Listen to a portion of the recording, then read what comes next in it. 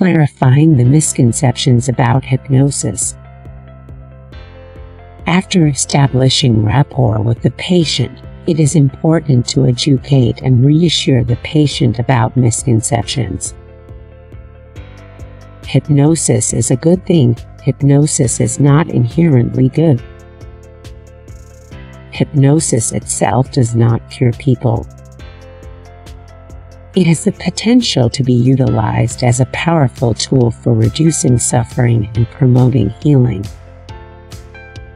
Hypnosis is affected by the power of the hypnotist. As noted earlier, hypnotherapy is a collaborative venture between the hypnotist and the therapist. Without the patient's cooperation, hypnosis cannot take place.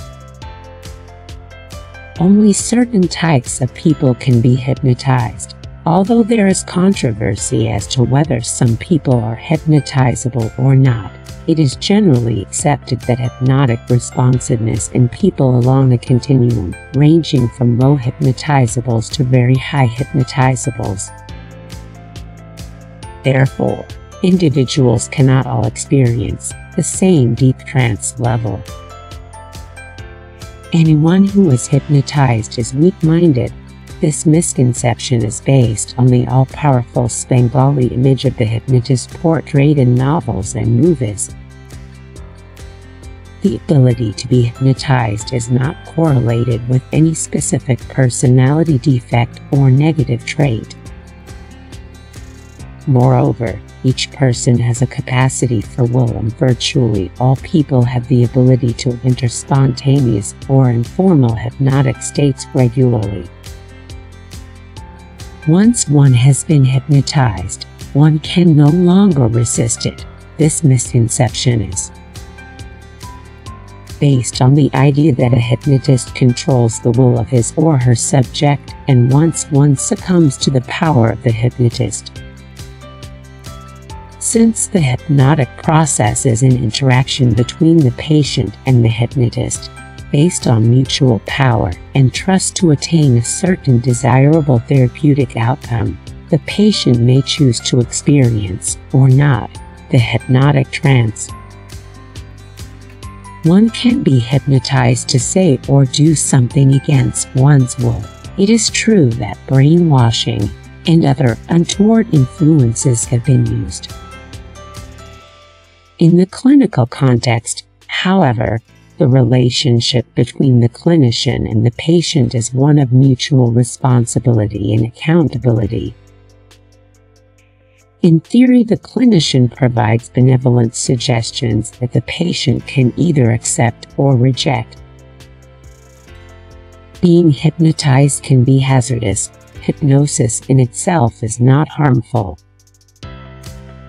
If any harm occurs, it is usually due to the incompetence of the therapist, who may be ignorant about the complexity of the patient's mind, or ignorant about the condition being treated, or lack respect for others.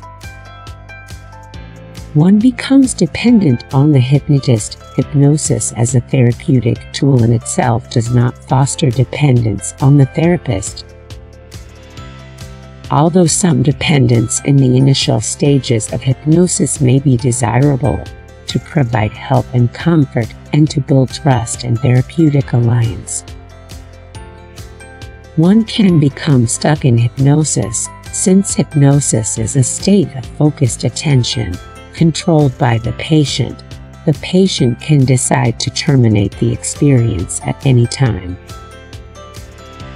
One is asleep or unconscious when in hypnosis, although the patient may experience generalized relaxation when in a trance state. The person is not asleep or unconscious. The hypnotized person, irrespective of the depth of trance state, has some level of awareness. Hypnosis is therapy. Hypnosis is not a therapy. It is a therapeutic tool that is used as an adjunct to other forms of therapy, medical or psychological.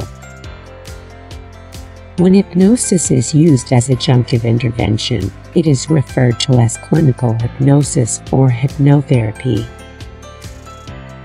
Despite its name, hypnotherapy itself is not a therapy, as hypnotherapy does not belong to any specific school of therapy.